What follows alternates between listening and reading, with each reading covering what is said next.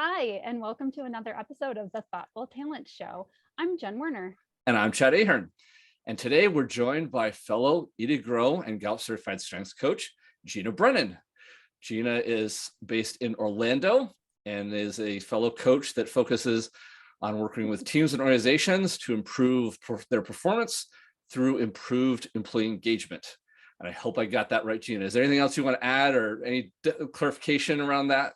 Oh, no, you got it perfectly, Chad. Thank you so much, Chad and Jen, for inviting me today. It's one of my favorite subjects to talk about because CliftonStrengths has had such a profound impact on my life, and I've seen it have such a profound impact on the lives of so many others. So it's always a subject that I enjoy talking about. So thank you for inviting me. We're happy to have you. We invited Gina today because we're going to talk about the theme of belief. And since I don't have it very high, it's my number 14 talent theme. And yet my two distinguished ladies here have it as 2 and 3 respectively. And I'll let them clue you in on who has it where. But that's why we were invited Gina today.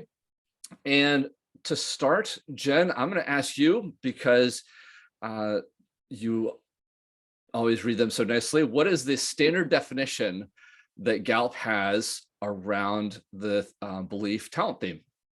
Yeah, so Gallup has this as people exceptionally talented in the belief theme have certain core values that are unchanging.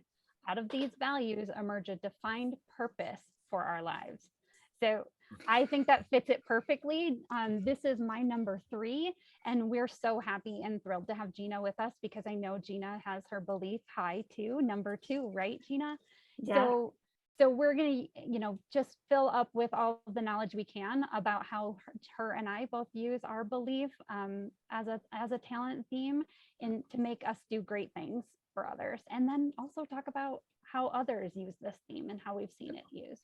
Yeah. So to start off, I'm gonna pose the same question to both of you because I don't have it high. I am kind of curious right off the bat how the belief talent shows up in your life. How do you live it? What does it inspire you to do or not do? And Gina, since you are our wonderful guest, I'm going to start with you. Okay. So it's funny when you ask that question because the first thing that comes to mind is how does it not show up in my life? Because it's everything I am. And it's really, when I think back to even when I was a little kid, it's everything who I've always been, even before the CliftonStrengths assessment, identified these talent themes. So for example, I'm very driven by the things that I believe very strongly in. And I kind of even make life decisions based on those things. And that's really what's described in that definition, from the careers that I've chosen to my lifestyle, diet and exercise, to just how I raise my children, to who I am as a spouse and a friend to others. I think it's all really driven by my belief theme. Gina, just for clarification, since belief is number 2, which one happens in your wonderful grid up top there? Which one sits as number 1? Developer. Okay. Yeah, so yeah. And we know none of these themes sit alone, right? Oh, so definitely. Developer, belief, significance kind of all work together. Really, all of these work together. Right. Yeah, no, I wasn't trying to discount. I just couldn't remember out of your list which one followed. Sort of led the pack in terms of its ordering, but given how encompassing your belief seems to touch your life, I was kind of curious where your number 1 was. So it could be number 1, but developer is very similar in the sense that they both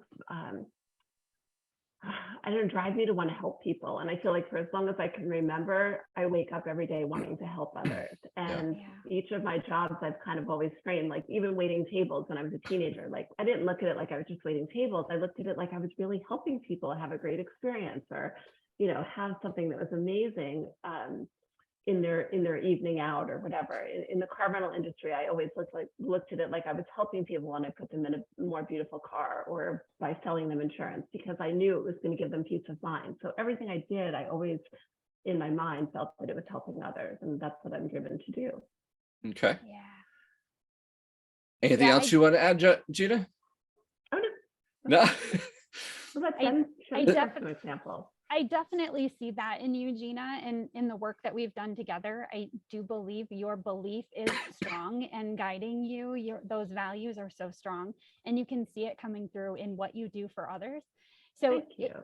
I do think that's kind of a general statement, maybe we can say, is that it's like our core values on steroids.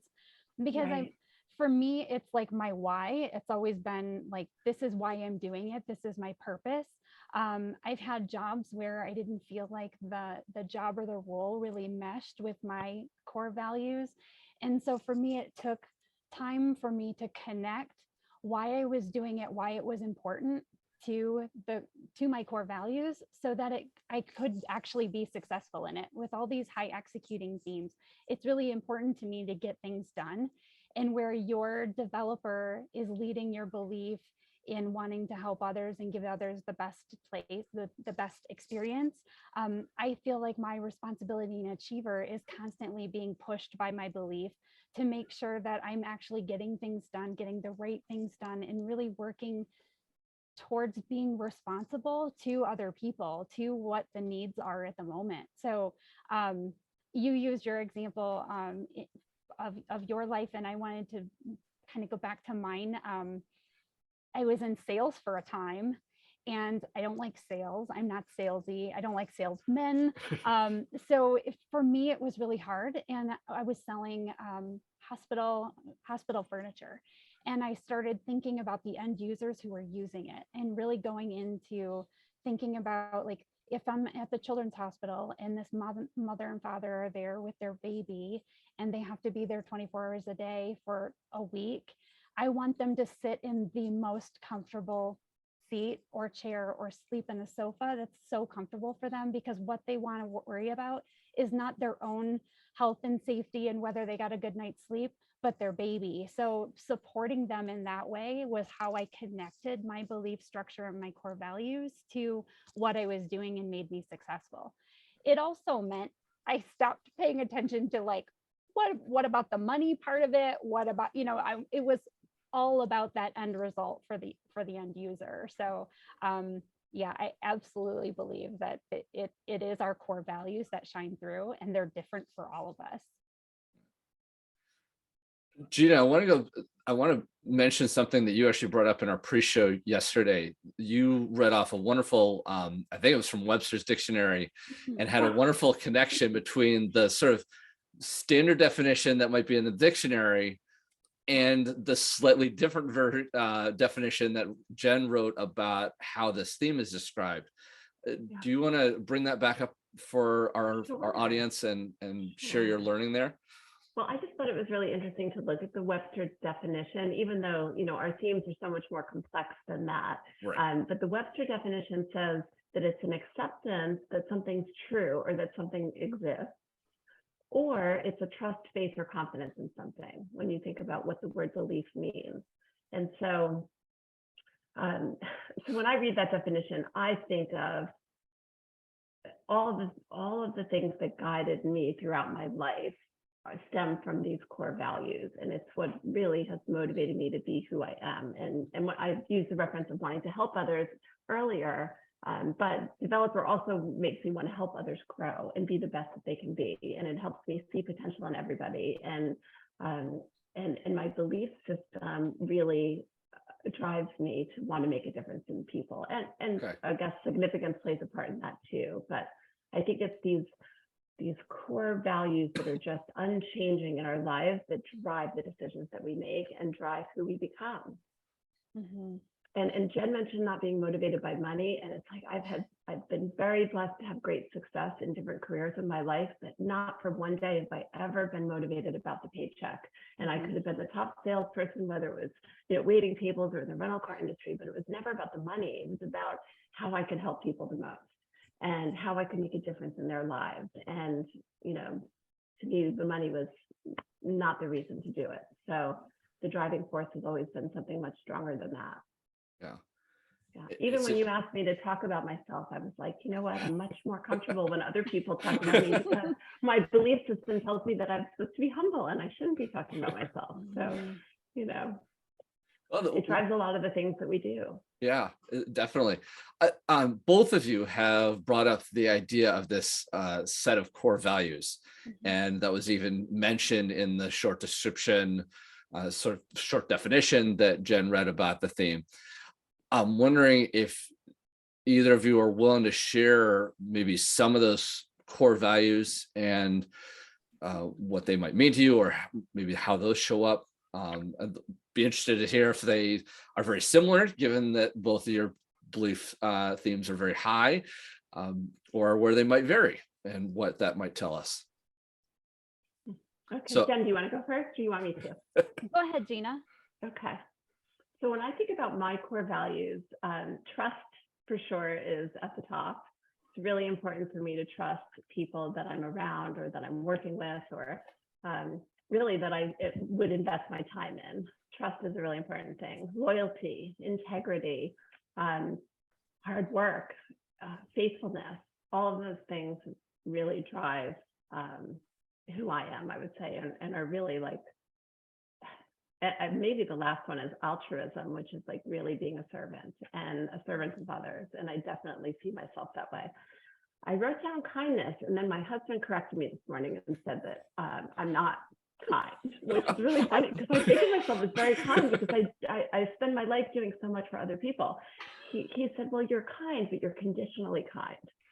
And I think that belief drives that, because I'm really kind until someone breaks my trust, or until somebody, goes against my belief system. And then I'm maybe not so kind. So he helped me hold the mirror up about that one this morning, which I thought was fun. Gotta love those spouses. They're always willing to call us out. Yeah. Bring out the But we're truth. very black and white too. I mean, that's the thing with whichever values it is. Anyone that I know that has high belief, they're very black and white and unbending about their beliefs. And you can't really change their mind. You can't really get them to come in a different way because they just feel so strongly in the things that are important to them. Yeah. Interesting. Jen, how do your values set either mirror or differentiate different from what Gina's just laid out? They're very similar. I had truth, honor, respect, purpose, work ethic, responsibility. And then I will add one other one that has always bothered me, is equality. So I can't stand, and like Gina said, it's all very black and white. And I really can't stand when someone's being picked on, bullied, set apart from someone else. And I even look to see, like, where is my includer in my list? Because that's never been an issue for me. Like, I'm worried about excluding someone, but I don't like it when people are pulled to the front for unequal reasons. I just, that just feels really bad to me, or worse, like pushed to the side because of different reasons. For fairness. Yeah, I don't like it. Yeah.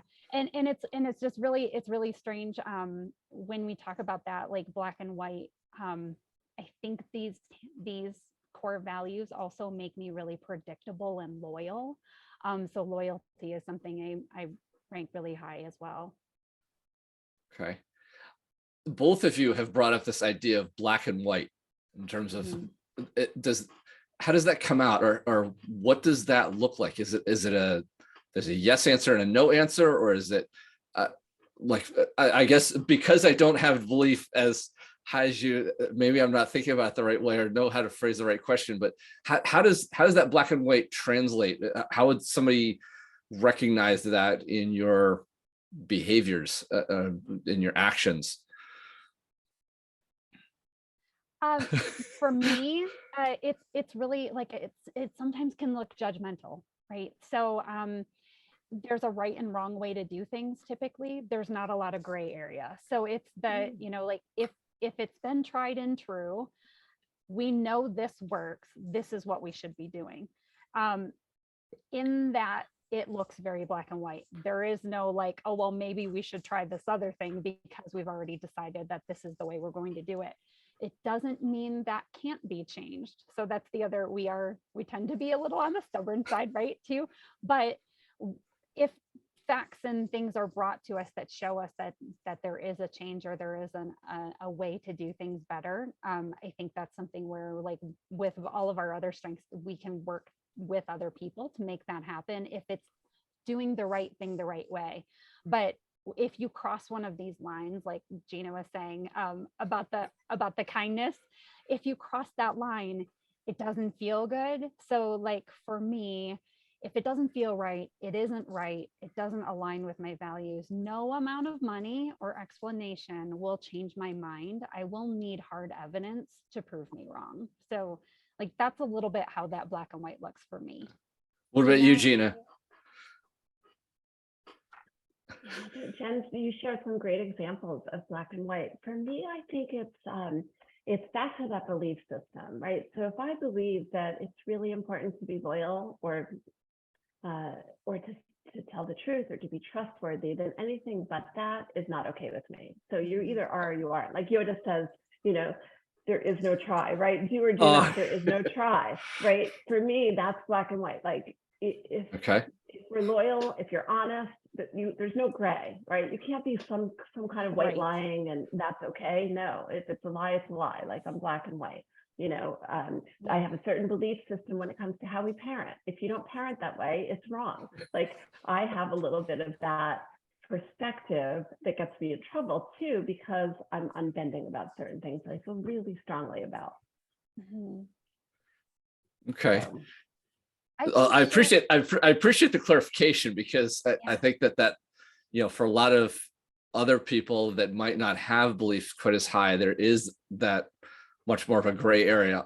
I probably get along with the two of you so well because my analytical keeps me in that black and white. There's either the data or there's not. And so, but you're talking a little bit more about at the core of people versus external information or statements or research or whatever.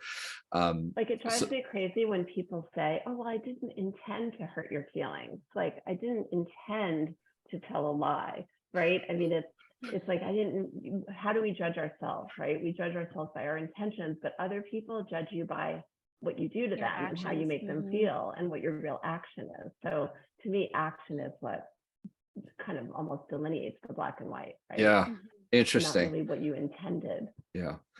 So you've both brought up this idea of sort of running afoul of your beliefs or your belief talents.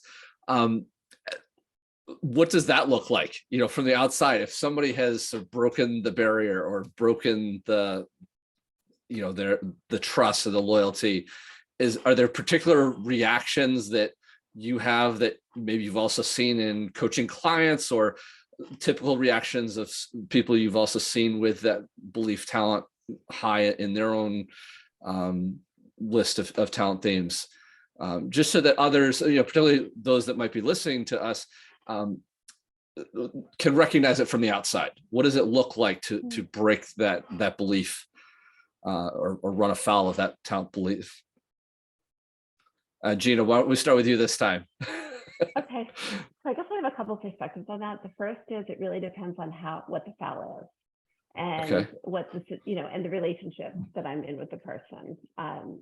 So when I combine who I am with developer, positivity, empathy, significance, my goal is to make an impact on people and to make a difference. And so if there's a foul, the first go-to is like, what can we learn from it? And how can I help them be better? And how can I give them feedback on how they can improve so that doesn't happen in the future?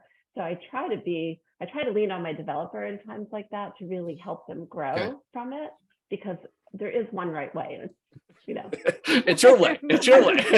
No.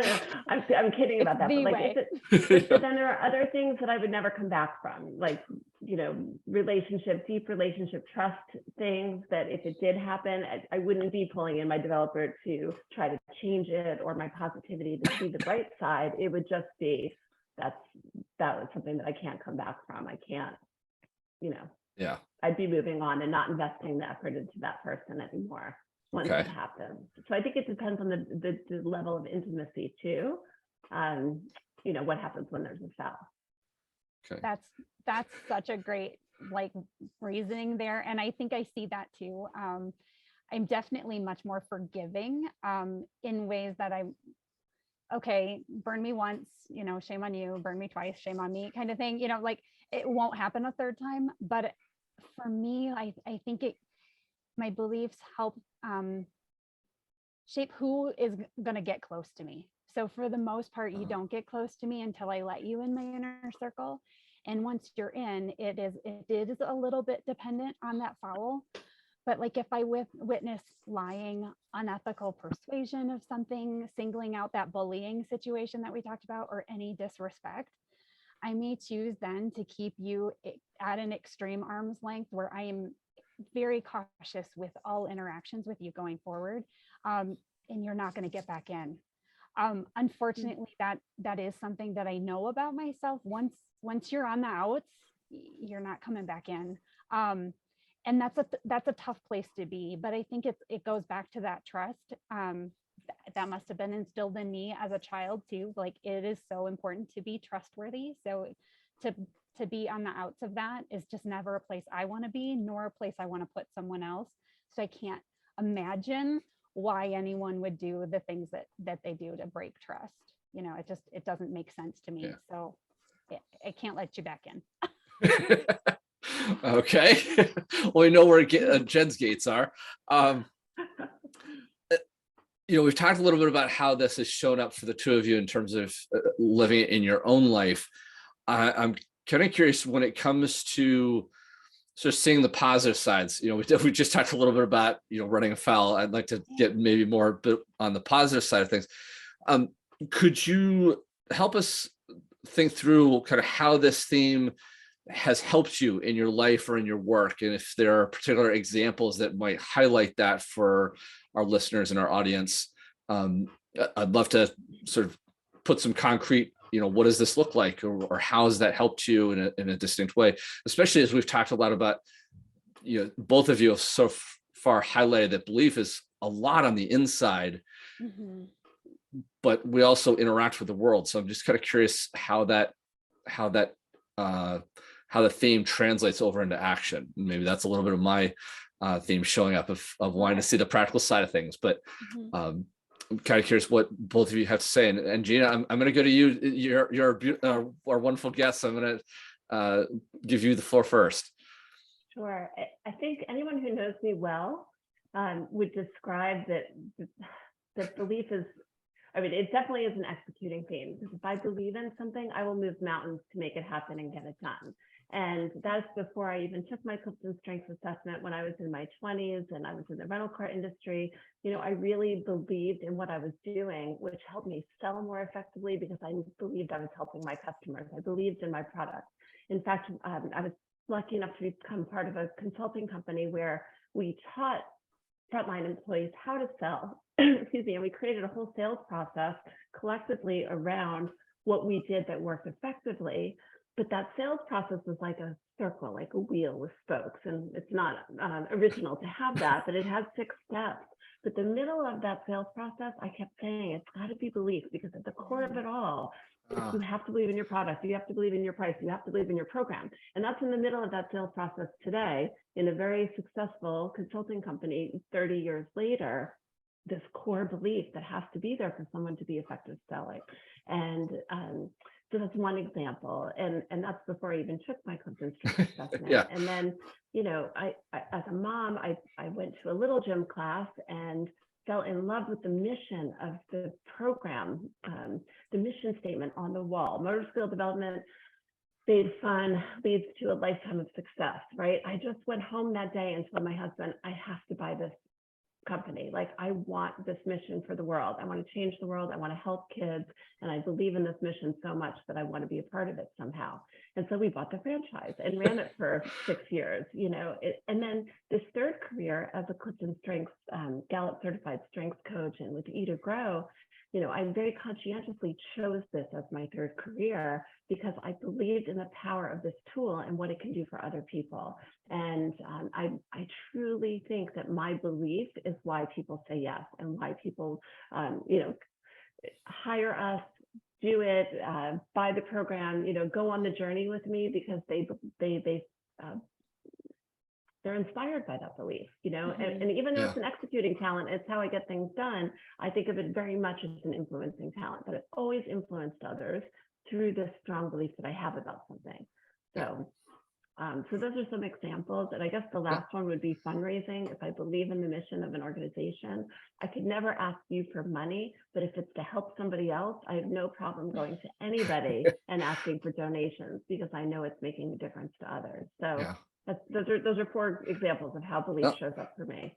Those are beautiful, Gina. And I love that you highlighted also that, because I know as a coach myself that we often get questions around, the colors and the domains, and how solid they are.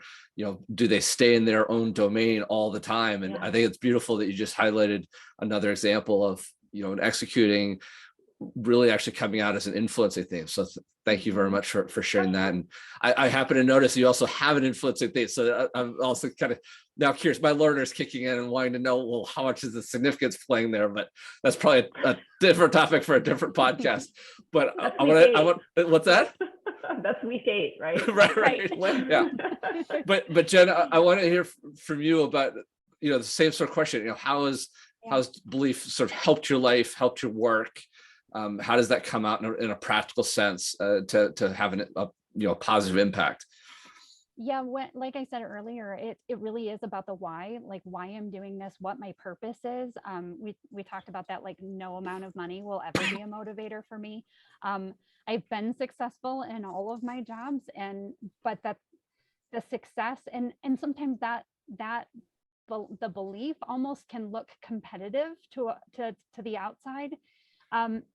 Because it does push us to the point where we're getting stuff done at a level and at a speed that maybe others aren't getting to, because it's so powerful. It is so much. And that's where I do believe it really surely fits in the executing domain, is because, like Gina said, she will move mountains to make it happen. Like absolutely, this is how it is. Like once you're on board, it was when I first took CliftonStrengths, it changed my life. I saw myself completely differently, never understood that these words were something other than just like things about me. And then when I understood what they meant and how I'm using them every day, I'm like, everyone needs to know what their strengths are. I made everyone I knew, everyone I was close to, I bought them a book or I bought them the assessment and I made them take it because I needed to know what was different about me versus them, and like how we all tick and how we all work. It was so important to me that I needed this to be part of my life. So that was my journey into becoming a certified strengths coach, because it is about the purpose. Like now that I know this about me, like everyone needs to know this about themselves so that they can do the great things that they need to do. I talked about it making me predictable and loyal. Yeah, I'm really unchanging in that way. I'm very predictable as long as things around me are predictable. When my life is constantly changing, that does push me into a weird place, but I will be predictably stubborn about a lot of different things. I love that, predictably stubborn. Predictably stubborn.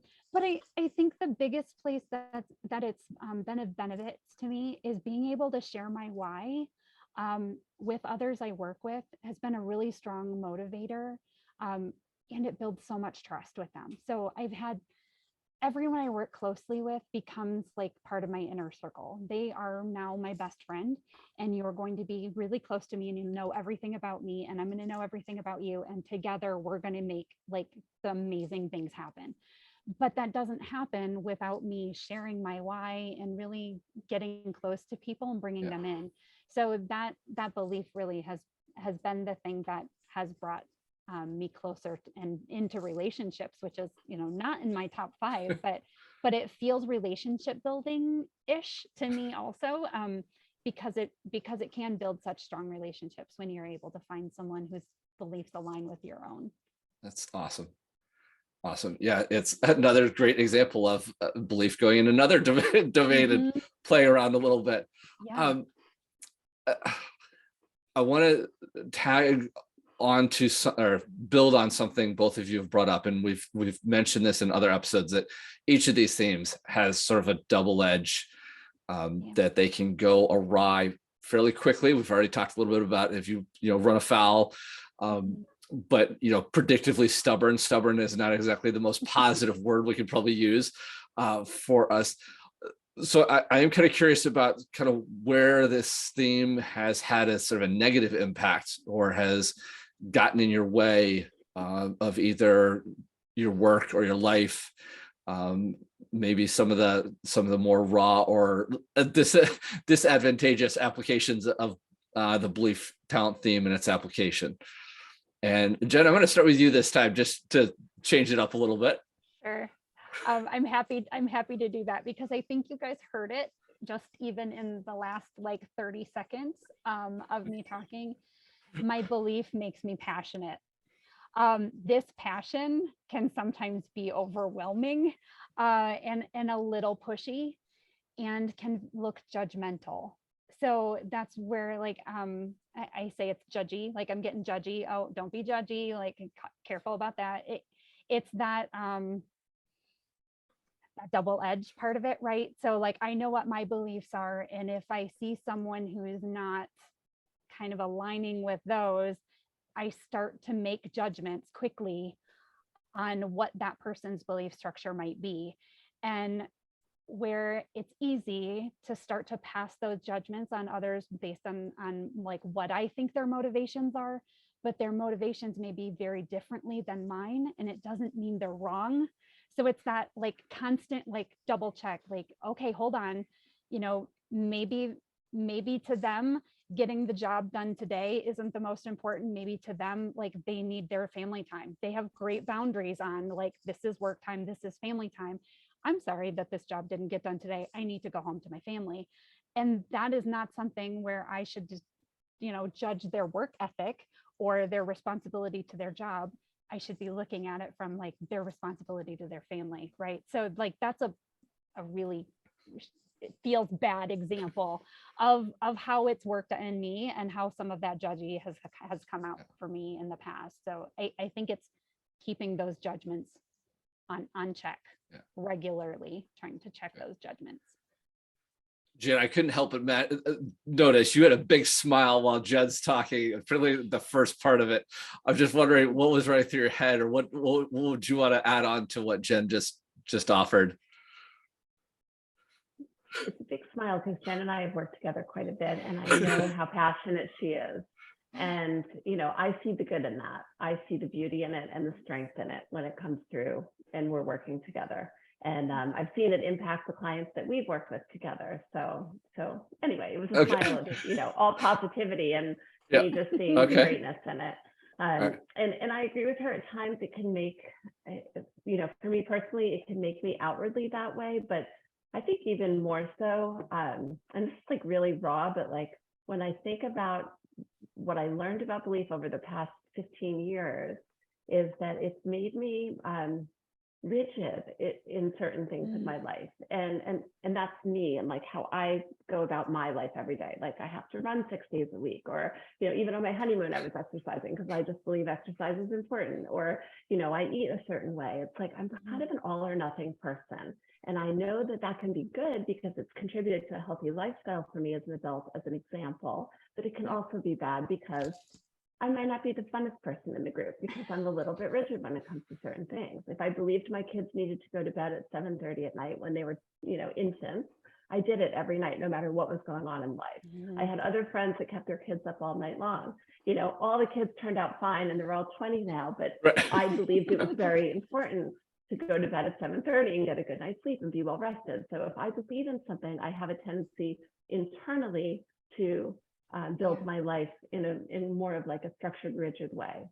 So it can be a little bit less fun. Does it edge on sort of an OCD kind of application? Or, I mean, I don't want to diagnose at all over a Zoom call, but but I'm just sure. I mean, sure, if you want to call it that. I mean, I don't know. To me, it's just a little bit less fun than other people.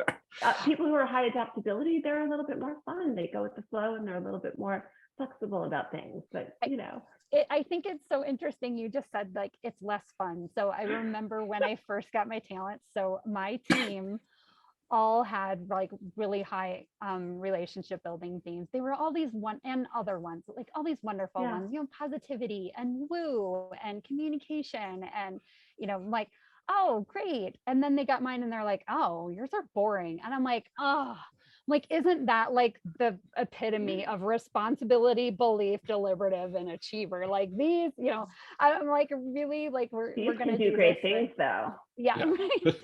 So it's funny to hear you say that you feel like that your belief makes you rigid and a little less fun, because I feel that too. Not Yeah. for you, but for me. Yeah. It's very internal. It is. Yeah. Yes, absolutely. Yep. So, we've talked a lot about how this has played out. This theme has played out in both of you.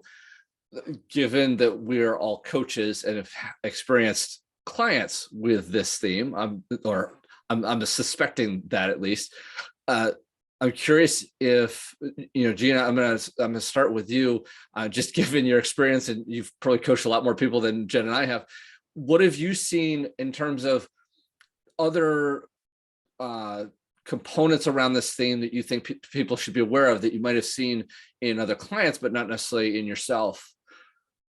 Well, I think I shared this yesterday, but I'm fascinated by the fact that out of hundreds of people that are in my little system, just in the past few years, not many have belief in their top 5. So I don't have a depth of information to share with you, but I can share with you about 2 different people. One that's a leader who I just have admired the way he was able to always sell the why to his employees and always keep the vision and the mission at the forefront of their mind, even if those talents weren't as natural.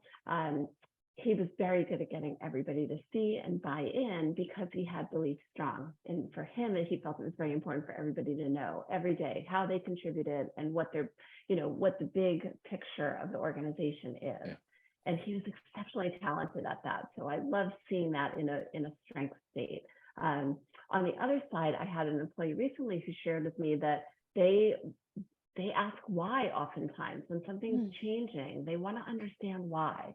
And while there's many talents that might contribute to that why question, this employee felt that it was their belief system. Like they have to be able to believe in this change or they're not going to follow. Okay. Yeah. Right. If you can't get me to believe in this, I'm going to stick over here because it's not going to be worth changing, right? Yeah. Or doing or moving or adjusting. And so this employee said that, oftentimes in meetings and in working with a team, that the teammates would get very frustrated with this person because they really wouldn't budge unless they believed in it and unless they understood the why behind something. So the teammates would get exasperated and until they understood the language and understood who this person was, and that all they had to do was really help them understand the why. Right. And then that would be a great way to get them on board. And then they would lead the charge in getting others to believe in it. So yeah, so it was fun to watch them go through that journey. Yeah. Nice. It's interesting. I so relate to that because you mentioned about that why coming from a couple different places, and I think when you shared that yesterday in our pre-show, that I mentioned analytical often is the one most associated with that why question of, well, why are we changing this? Why are we doing this? What's going on? And you opened my eyes to it could also be from a place of belief. So thank you very much for that contribution. Jen, they might not go and they won't ask why, which can be also an issue on a team, right? Yeah. If they're strong in belief and they don't ask and they just don't believe in it, they're not going to follow. Yeah. Right. Yeah. Jen, are there other highlights you've seen from people you've coached or other ways you've seen belief talents applied that maybe our listeners could benefit from? I think there's kind of that common thread of doing the right thing. And obviously, like, the right thing might be different based on their core beliefs, because back to Gallup's definition, it's that certain core beliefs. So they're different for every person. So where Gina's and I have very similar core beliefs, honestly, like if you look back at our value system, we value very similar things, but there might be others that have different values, that they put ahead of what we had as our values. So understanding that, based on the values of each person, it is really about doing the right thing. I think we all have this thread of passion about it. Like if we believe it, you're gonna know it. They tend to share their opinions openly. and that can have, you know, kind of two sides to it too. Like if they've done that and they're not in a safe place to share their opinions, they might stop asking why. They might just shut down and keep quiet. So those are like kind of the common threads I've seen. I had one manager who was high belief and also high harmony. And for him, I saw him really using his harmony and his belief together to build those connections between people, find the consensus of where everyone's beliefs aligned in order to get his team on board. And he did a really wonderful job with it, I think, without even realizing that that's what he was doing. Just because he was constantly looking for those places where things were the same and people aligned the same way, and then really using that to motivate the team. I think he did a really great job. But that's really like the only places I've seen that are maybe a little different than mine. But otherwise, that you know, common thread, doing the right thing. Okay. Yeah. I'm going to bring up something that I found very fascinating in our pre-show conversation around this, which is both of you made comments around how belief and employee engagement tie together. I know, Gina, this is sort of a specialty of yours in terms of focusing on employee engagement. Jen, I believe you're the one that sort of brought it up of seeing the switch. Yes, I'm just wondering if you could speak to that, because I don't want to give it away, because I thought you said it so beautifully yesterday when we were talking. Well, and I really wish we could show Gina's boat analogy that she has when she talks about engaged employees. So when we talked about this during our pre-show, it was about that doing the right thing. So I said that I think the employees with belief can be the easiest ones to spot from fully engaged employee. They are rowing the boat. They are at the front of it. They are, you know, steering down. They are making this happen. We are leading the charge to being fully disengaged. We are drilling holes in the boat. We are, you know, using our oars to go the opposite way. Maybe we're knocking people out of the boat in order to keep it from going. Like, it's that belief almost can feel like we would rather sink than go the wrong way. For me, that's rang very true in all of the roles I've been in every job I've been in. I can say I have been in those places on the boat, to the point where I know that if I'm going to be disengaged, it is time for me to move on, because either people stop listening or asking for the help and for the guidance to move the right direction, or it's not going to go well, and it's not the right place for me. So, Gina, do you have anything to add? Oh no, I think you said it beautifully. Thanks. Okay. I think that's a tough one. I'm not saying it only comes from belief, you know, being an engaged employee versus disengaged. There's so many things that leaders can do to help. And in so many cases, with me personally, when that's happened, it's been about the team leader. You know, if I see the team leader leading us in a way that I don't think is right, like I can't follow. I can't. Yeah. Very good for people to know. And it's also really nice that you highlighted that very quick lens, or very easily to identify that switch, because you will go from a hardcore advocate to the biggest anchor in the world, and not helping a team. So thinking, you know, sometimes, you know, we've talked a lot about different ways that we've verbally described this theme. I am kind of curious, just because we as humans love visual triggers or visual cues. I'm wondering if there are particular visuals, or, you know, we've talked about fictional characters before in some of our other episodes. Are there images that come to mind when you think about belief that might help others connect with or associate a person on their team with this particular theme, even if they haven't taken the CliftonStrengths yet? And Gina, I'm gonna put this on your court first. Sure. There are so many famous people, so many fictional characters. There's just so many examples that we could use. If you're talking about an image, I think the thing for me personally that comes to mind is a North Star, because I think it's the belief that guides me to do everything that I do in my life and always have. when I think about characters, I think about Ted Lasso, right? If Oh, you've nice. watched, Yeah. oh gosh, it's such a great show, and he might be my favorite character of all time. But for sure, I have to imagine if it was real, that belief would be in his top 5, no question. I mean, belief is on the door of the locker room, and I mean, that's everything to them is about their belief. So that's what I picture when I think of that word. That's good. Awesome. Great, 2 great examples. Jen, what are the images that you'd go to? I always think of the rock, right? It's that like, you're not building your house in sand. We're going to build it on the rock. It's stable and foundation, not moving. And then I'm going to go back to my Parks and Rec people. So there's a character on it. His name is Craig, and he's rather passionate. And he's screaming at one of the other girls, like, yes, I have a condition. It's called caring too much, and it's incurable, right? So like I feel like that's a little bit of a taste of the belief, maybe really, really powerful. The caring too much? Yes. Is that, yeah, okay. Well, I jumped to that phrase because I've noticed that in both your answers about the passion and the the why, and wanting to be right in the thick of it for the right reasons. So I think those are great. As we start to think about taking this from the person to the team, I'd love to get your perspectives on what you think this theme's best contribution is to a team, and if you want to approach it as from a team member, sort of an individual contributor lens, and then also maybe as a team leader lens. And so just to keep things fair, because my Harmony doesn't like to let things go one way or the other too much. Jen, I'm going to put this on to you first. How have you seen this be a benefit to a team, or how do you see it playing out?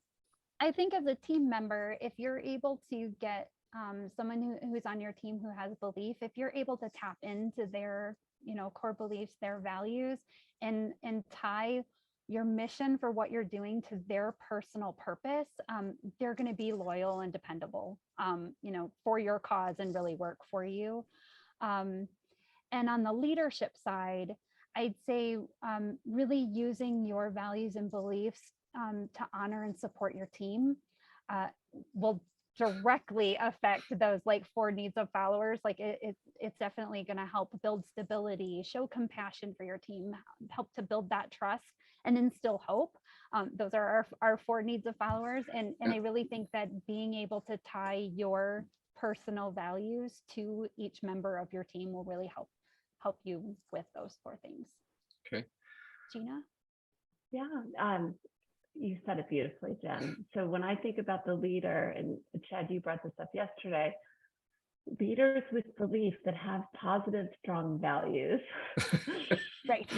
Lead by example. And then, and by leading by example, by being the person that shows up, by being the person that's loyal, by being the leader that's honest, by being the leader that's stable and consistent, and maybe less bending, but just knows the direction that we need to go, people will follow, and it does provide for the needs of followers, as Jen mentioned. So I think about the strongest leaders in my life, and I have a brother as an example, a brother-in-law as an example, someone that I used to work with as an example, that were great leaders, but they were also great people who had very strong values and very strong positive values that anybody would admire and want to be like.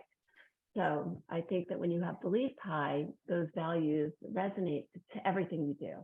At work, at church, in your community, at home, with your family. Yeah. Gina, it was awesome to talk about the team leader. Do you see any sort of variation on that, or a different application of belief when it comes to the team member or an individual contributor in terms of making a contribution to the larger team effort? I do. I think they're going to be able to articulate the why to others who can't see it. If they understand it clearly. So nice. Jen talked about the impact. As long as you get their personal why, they're going to, deliver at a very high level, and they will be at the front of that boat, rowing in the right direction, giving you 100% of their effort, but they'll also get other people on board, and they'll be able to positively influence others if they are a strong believer in the mission and vision of the company. Excellent. Beautifully said. Well Great. said. Thank you. I'm going to flip the question a little bit and go to, we all know from our coaching backgrounds that themes can be turned up a little too loud, a little too warm. I'm curious, as leaders that might be listening to this, what should they be on the lookout in terms of what might be a negative application of a belief or maybe a belief theme, either running too hot or too cold, again, for both an individual team member as well as maybe somebody's listening that's working for a team leader with belief running too hot or too cold. What's the negative impact on a team? I think with an employee, if I were a leader working with a team and I had employees with high belief, I would be very in tune with their temperature and whether they're following and whether they're buying in and understand the mission and their contribution to that mission. And I would make sure that they were on board. And I think to be aware of, if they're not, they'll check out and they'll be hard to get back at times. But even more than that, like even just a slight awareness that there's a big change coming. We're moving offices or we're changing how we're doing something. People with high belief and other themes, but belief is one of them, that they might have more difficulty with change unless they understand the why.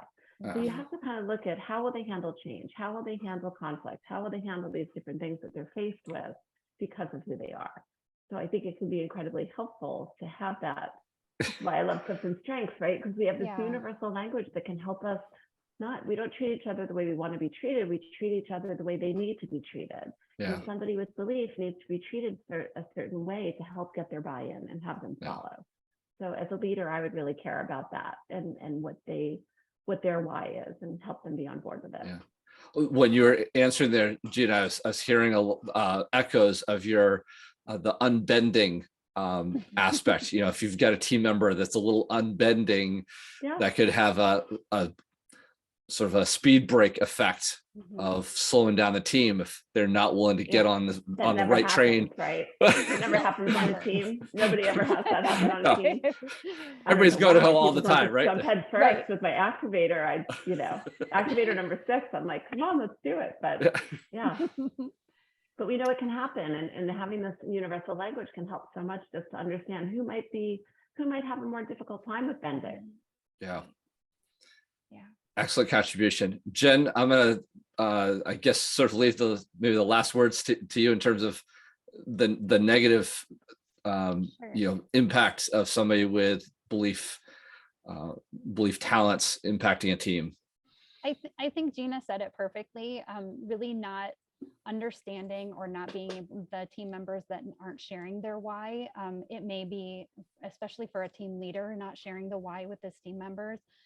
Can be really dangerous because you can't keep people on board. Maybe if they don't know why they're doing it. We're always going to have some followers who are going to be happy to follow no matter what it is. But if you have some of those team members who are a little more unbending, it might be important for you to share your why as a leader, and then also as the team member to see what your purpose is, share what your purpose is and what your why is with your team and your team leader, because sharing that information, like Gina said, using this language that CliftonStrengths gives us, shows us what we need.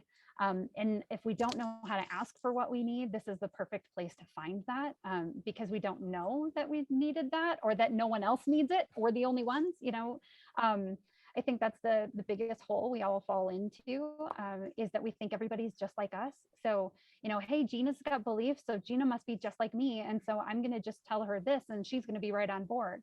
It may not align with her belief system, her values, and what she needs. So, I need to learn about Gina a little closer to understand what her purpose is, what is her value, so that I can get her on board. And then I think understanding that if the team's values or the core value that we're going for does not match the individual values of the people, if we don't find some alignment there, it is that like stalling and slowing the progress can happen. So as a team leader, being so aware of when that's happening, when someone's checked out, getting to the bottom of that quickly is really important. And then pulling them back on board, because we don't need anybody drilling holes in the boat. Awesome It's contributions. never, it's just like we've said in other things. It's not out of malicious intent, right? Like, we don't really want to drill holes in the boat because we want the boat to sink for malicious reasons. It's, there's always, at least most of the time, there's like good in the background. There's positive intent there. So like with Gina and I, we talked about that trust being something so high. So, having the trust of the team, if you're lying, if you're asking me to do something unethical, I'm probably not going to move. It's not for a bad reason. It's for a good reason, that this isn't right, Yeah. So I think always Sure. remembering that there's this positive intent, and then it may just not come out positively in the moment, but that if you dig deeper, you can get to the positive intent of what's really going on, and find some consensus to be able to move forward. Awesome. Before we wrap up, I'm going to just open up the table real quick. If there's any other big highlights or things that you think our audience should know about belief that we have not covered, or something that you really want to highlight again, maybe this is the 2-minute the 2-second version of what would you really want to convey to people that they should really know about the belief theme that we maybe haven't already covered. Gina, you look ready to say something. Yeah, Sure. I mean, what comes to mind when you ask that is that there's no one answer, because we're all so complex. So, Obviously, even yeah. though Jen and I share a lot in common. We've worked together. We know each other pretty well, and we have a lot of things about our beliefs that are very similar. But my biggest thing that I want people to hear is you have to be curious. You have to ask questions, because my belief is going to show up different than other people's beliefs. Yeah. And it's so much dependent upon the other themes that drive the other things that we do, and nothing stands alone. It's really this intricate combination of who we are. So I would leave you with, these are just some examples of how it plays out for us, but that doesn't mean it's how it plays out for other people, because we're all so complex. And so much more than just our themes. Oh, very much so. absolutely. And yeah. And I love that even just with the two of us, you can see the difference between the executing themes and where that pushes me and my belief, compared to your influencing and relationship building themes that pushes your belief. So I just think it's really interesting how they all play so perfectly together to make us different. But like Chad said, we each ask why, but maybe for different reasons. So it's finding that motivation that's just below the surface, I think is key. Yeah. Asking questions. Great. Well, Gina, thank you. On that, I'm gonna let our audience know that if they want to ask questions about CliftonStrengths or anything that we've talked about, all of our content information will be in the show notes, and that we stand ready to help others learn about their CliftonStrengths. I want to thank again Gina for coming and joining us today, and for sharing your unique perspective on belief. I think you make a great point that we are all very different. We were just hoping that through today to highlight some of the similarities and some of the possible ways people might want to start thinking about their themes, and then hope that they engage one of us in future coaching. So, but thank you very much for joining us, Gina. It's been a pleasure to hear you. And I've learned a few more things about belief, even though it's, sitting basically 14 for me. So some things resonated, and other things coming from different places for me. So with that, I'm going to thank Gina again, and bid everybody a great day. And we hope that you'll listen to this and future episodes with us. Have a great day. Thank you.